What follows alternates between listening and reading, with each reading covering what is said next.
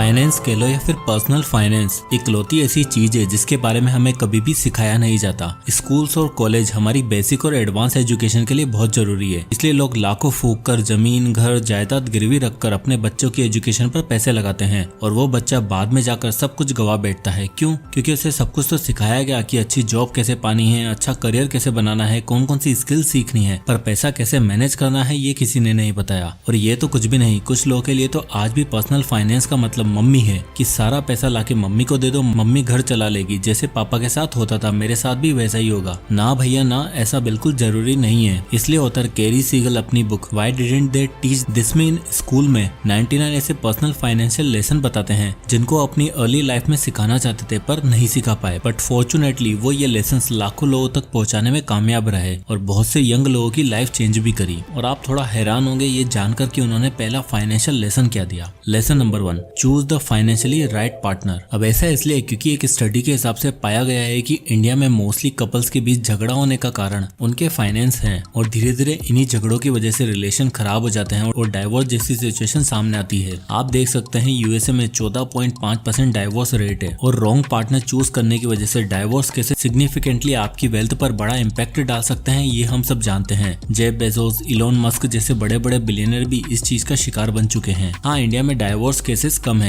But to be honest 90% घरों में कलेश आज भी सिर्फ पैसों को लेकर ही हो रहे हैं और जिसका इम्पैक्ट उनकी आने वाली जनरेशन पर पड़ता है। देखो यार, एक बहुत सिंपल सा कोट है, आपका पार्टनर ही आपकी सक्सेस और आपके फेलियर का सबसे बड़ा रीजन होता है, इसलिए choose the financially right partner. अब यहाँ मेरा मतलब ये नहीं कि अमीर लड़की या लड़की से शादी करो या किसी बैंक मैनेजर या फाइनेंशियल एनालिसिस से शादी कर लो, बल्कि ऐसा पार्टनर सेलेक्ट करो जो फाइनेंशियली लिटरेट हो, जिसे पता हो कि कब कहाँ कितना पैसा खर्च करना है, कितना पैसा बचाना है, सेविंग्स और इन्वेस्टमेंट किस जगह करनी है, किसी भी बड़े इवेंट या बड़े परचेज के लिए बजटिंग करनी है, कौन कौन से अलग सोर्सेज से पैसा कमाना है। यानी कुल मिलाकर ऐसा पार्टनर जो लॉन्ग टर्म विजन रखता हो। क्योंकि देखो यार, अगर आप अपनी लाइफ में एक सर्टेन एज तक पहुंच चुके हो जहां आपको लगता है कि यार अब सेटल होने का सही टाइम है, तो उस केस में आपको अपने पार्टनर के साथ अनरियलिस्टिक अप्रोच नहीं रखनी। मोस्टली लोग ये गलती करते हैं, रिलेशनशिप के स्टार्टिंग में ऐसे दिखाएंगे कि ये पूरा क्लब ही मेरा है, पार्टीज करेंगे, महंगी महंगी शॉपिंग करवाएंगे, और जब बाद में ये सब चीज नहीं हो पाएगी तो फिर वही झगड़ा चालू। इसलिए अपना लाइफ पार्टनर सेलेक्ट करते समय उसकी फाइनेंशियल अवेयरनेस चेक करना बहुत जरूरी है और अगर वो सारे बॉक्सेस टिक करता है, आपके ही जैसा लॉन्ग टर्म विजन रखता है, तो वो आपके लिए एक सही पार्टनर होगा।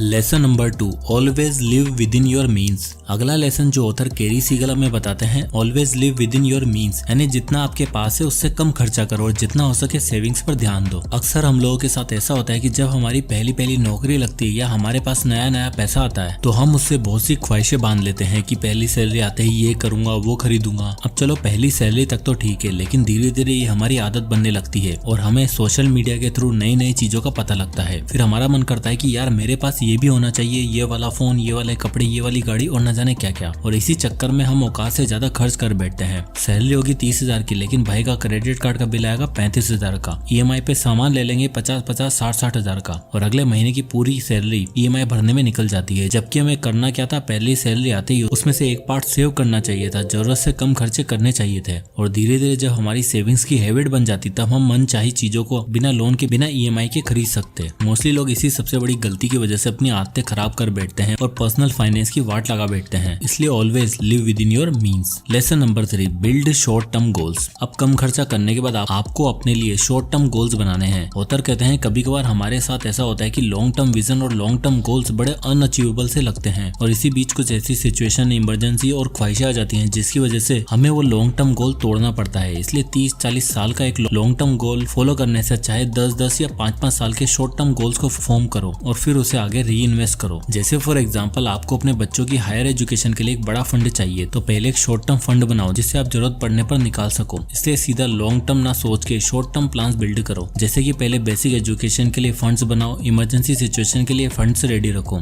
अगर आप नेक्स्ट ईयर कोई ट्रिप प्लान कर रहे हो तो उसके लिए आज से सेविंग करो। इससे होगा ये कि आप जिंदगी जीने के साथ साथ अपनी फाइनेंशियल फ्रीडम के लिए भी काम कर पाओगे। Lesson number 4, don't ever buy on credit. हमारी आज की सोसाइटी में उधार पर और ईएमआई पर सामान लेना हद से ज्यादा आसान हो गया है। बिना एक सेकंड सोचे लोग पे लेटर और ईएमआई ऑप्शन को सिलेक्ट कर देते हैं क्योंकि है ही इतना आसान। शायद इसलिए 32 साल के प्रेम बत्रा को जब अपना मोबाइल फोन अपग्रेड करना था तब उन्हें 25,000 रुपए खर्च करना सही नहीं लगा, लेकिन अगले ही दिन जाकर उन्होंने एक ब्रांड न्यू iPhone 13 खरीद लिया क्योंकि वो 2700 रुपए पर मंथ की ईएमआई पर मिल रहा था। और शायद इसलिए एक न्यू न्यूली मैरिड कपल बाली के ट्रिप के लिए ट्रेवल कंपनी से मिली नो कॉस्ट EMI वाले लोन पर एंजॉय करने निकल पड़े। अब देखो यार, हम इंडियंस को ना अगर कुछ ऐसी सस्ते या फ्री में मिलता है ना तो हम उसे छोड़ नहीं सकते, उसे अपना जन्म सिद्ध अधिकार मानकर यूज करने लग जाते हैं। और जब सब अवेलेबल है तो एक चीज क्यों खरीदनी, सब कुछ उठा लेते हैं EMI पे। और बाद में जब ये क्रेडिट कार्ड कंपनीज आपके पीछे पड़ते हैं, पेनल्टी पे पेनल्टी लगाते हैं, तब यही मजा सजा लगने लगती है। और भगवान ना करे इस EMI के बीच में कोई इमरजेंसी सिचुएशन आ गई तो भैया हो गया कल्याण। यानी इन शॉर्ट फ्री कुछ भी नहीं है भैया, जितना लिया है उतना वापस करना पड़ेगा, वरना आपके क्रेडिट स्कोर और आपकी पर्सनल लाइफ की दोनों की वाट लगा सकता है ये क्रेडिट। इसलिए नो क्रेडिट पॉलिसी अपनाओ। Lesson number 5, invest 50% of your salary increase. Next and most important lesson जो ऑथर केरी हमें बताते हैं कि हमें हमेशा अपनी इंक्रीज सैलरी का 50% इन्वेस्ट कर देना चाहिए। अब देखो, इससे दो फायदे होंगे। सबसे पहला, जब लोगों की सैलरी रेज होती है तो उन्हें लगता है कि उन्होंने दुनिया जीत ली है और इस टॉप ऑफ द वर्ल्ड वाली फीलिंग के चक्कर में वो हद से ज्यादा खर्च कर बैठते हैं, नए नए शौक, नए नए एडिक्शन पाल लेते हैं, जिससे उनकी वेल्थ और उनकी हेल्थ दोनों खराब होती है। लेकिन सोचो, अगर वो सैलरी रेज आपके पास कभी पहुंचे ही ना तो आप फ्रूगल स्पेंडिंग करोगे, एक टाइट बजट लेके चलोगे, आलतू फालतू की चीजों पे खर्चा नहीं करोगे, एंड प्लस में वो 50% जिसे आप इन्वेस्ट किया है वो आपकी फाइनेंशियल फ्रीडम की जर्नी में 4 चांद लगा देगी। यानी एक तो आदत सुधर गई और दूसरा रिटायरमेंट प्लानिंग भी हो गई। फॉर एग्जाम्पल, आपकी सैलरी 30,000 है और आप मान के चलते हो कि 20% रेज आपको मिल रहा है, जो कि थोड़ा मुश्किल है बट कैलकुलेशन के लिए मान लेते हैं। नेक्स्ट ईयर आपकी पर मंथ सैलरी 36,000 हो जाएगी। तो देखो, उस 30,000 की सैलरी में आप महीने का 3,000 रुपए इन्वेस्ट कर रहे थे, और अब जो आपको करना है कि जो 6,000 की सैलरी आपको मिली है उसका 50% यानी कि 3,000 रुपए अब एक्स्ट्रा इन्वेस्ट करना है। यानी अब आपको 6,000 रुपए पर मंथ इन्वेस्ट करना है। अब इससे होगा ये कि आप अपनी अनरियलिस्टिक थिंकिंग का शिकार नहीं बन पाओगे, क्योंकि अब आपके पास 6,000 रुपए नहीं, सिर्फ 3,000 रुपए एक्स्ट्रा बचे हैं। उसको आप सोच समझकर खर्च करोगे, लाइफ बेटर बनाने में ध्यान दोगे। और जहां तक रही इन्वेस्टमेंट की बात, जो 3,000 से 6,000 हुई, उसे अगर आप किसी इंडेक्स फंड में इन्वेस्ट करोगे जो एनुअली 12 से 13% तक का एनुअल XIRR ऑफर करता है, तो आप देख ही सकते हो 10 सालों में आपकी वेल्थ 31,77,502 रुपए हो जाएगी। अब यहाँ मैं 20% स्टेप अप SIP इसलिए अज्यूम किया है क्योंकि हो सकता है कि अगर फ्यूचर में आपकी सैलरी ऊपर नीचे हुई तो ये सिग्निफिकेंट रहेगा, लेकिन ऐसा होता नहीं है। यूजुअली आप जानते हैं बेटर एक्सपीरियंस के साथ बेटर पे भी मिलता है, तो 20% स्टेप अप एक बेटर अज्यूम अमाउंट है। और 10 साल के बाद अगर आपने यही पैटर्न फॉलो रखा तो आप देख ही सकते हो 25 साल बाद आपकी वेल्थ 8,73,59,000 रुपए हो जाएगी। So start investing now. और हाँ दोस्तों, इन्वेस्टिंग करने के लिए आपके पास एक डीमेट अकाउंट जरूर होना चाहिए। तो फ्री में डीमेट अकाउंट ओपन करने का लिंक आपको डिस्क्रिप्शन में और पिन कमेंट में मिल जाएगा। आप आज ही जाके वहां से अपना डीमेट अकाउंट ओपन जरूर करें। अब आता है lesson number 6, follow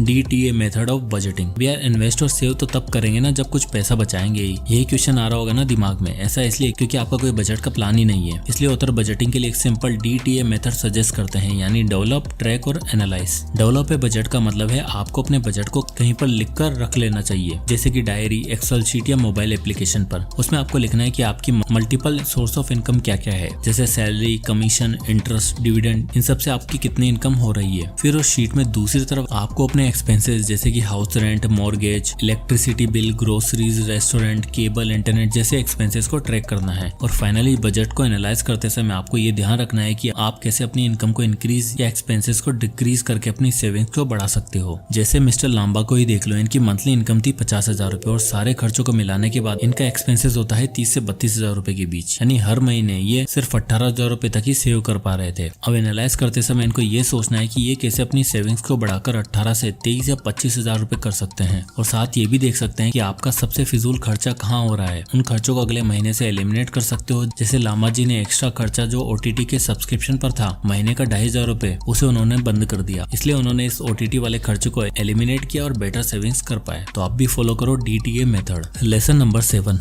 work on your net worth, the assets. देखो यार, हम सभी लेसन्स और बुक में लिखे उन 99 लेसन्स को अगर समराइज किया जाए तो मतलब सिर्फ एक ही निकल के आता है कि बिल्ड योर नेटवर्थ। हम में से आधे से ज्यादा लोगों को इस वर्ड का सही मतलब ही नहीं पता। देखो, इस दुनिया में हर वो इंसान जो रिच है, जिसने लाइफ में पैसा कमा के और उसे काम पर लगाया है, उन पैसों से अपने लिए एक सिग्निफिकेंट वेल्थ बिल्डिंग करी है। यानी उन्होंने पैसा कमाकर एसेट बिल्ड किए हैं। ऐसा एसेट जो उन्हें एक अच्छी लाइफ जीने में मदद करता है और बिना किसी टेंशन के उनके लिए कैश जनरेट करके रखता है। और इन्हीं एसेट्स में जब हम लायबिलिटी माइनस करते हैं तो निकल के आता है हमारी एक्चुअल नेटवर्थ। अब एसेट में बहुत सी चीजें हो सकती हैं, जैसे आपकी इन्वेस्टमेंट, आपका कोई बिजनेस, रियल एस्टेट प्रॉपर्टी, कोई शॉप, कोई इंटेलेक्चुअल प्रॉपर्टी जैसे यूट्यूब, जो आपको एक कंटिन्यूस सोर्स ऑफ इनकम बनाकर दे, भले ही आप काम करो या फिर नहीं। यानी ऐसी चीज जो हमारी जेब में पैसा डालती है। वहीं दूसरी तरफ आती है लायबिलिटी, जो हमारी जेब से पैसा निकालती है, जैसे कि बाइंग ए car, costly phone, credit card की EMI, दोस्तों रिश्तेदारों का उधार, ये सब आता है लायबिलिटीज में। अब आप खुद जज करो कि आपकी नेटवर्थ क्या है। वेल आपको एक सीक्रेट बताऊं, आप में से मोस्टली लोगों का वो एसेट वाला कॉलम ना खाली पड़ा है, एक भी एसेट नहीं है, लेकिन लायबिलिटीज में सारे बॉक्सेस टिक हैं। देखो यार, लंबी रेस का घोड़ा बनना है तो करियर की शुरुआत से पहले दिन से इन सभी चीजों के बारे में सोचना स्टार्ट करो, नहीं तो बुरी आदतों का क्या है ना, बड़ी जल्दी लग जाती है और तब तक लगी रहती है जब तक आपकी जेब पूरी तरह खाली ना हो जाए। इसलिए एटलास ऑथर यही समझाते हैं कि मार्केट में कौन सा नया फोन आया है, कौन सी गाड़ी आई है, कौन सा ब्रांड आया है, इन सवालों को पूछने से अच्छा है ये पूछो कि कोई नई एसेट अपॉर्चुनिटी आई है, कौन सी नई स्किल आई है जिसे सीखकर मैं पैसिव इनकम बिल्ड कर सकता हूँ। बस एक बार सवाल चेंज करके देखो और अपनी सोच में लर्निंग को हमेशा ध्यान रखो, देखना जिंदगी बदलते देर नहीं लगेगी। तो दोस्तों आई होप की वीडियो आपको पसंद आया होगा। वीडियो पसंद आया हो तो लाइक करें और ज्यादा से लोगों तक शेयर भी करें। इसी तरह के वीडियोस के लिए चैनल को सब्सक्राइब करें। तो मिलते हैं नेक्स्ट वीडियो में, तब तक के लिए जय हिंद।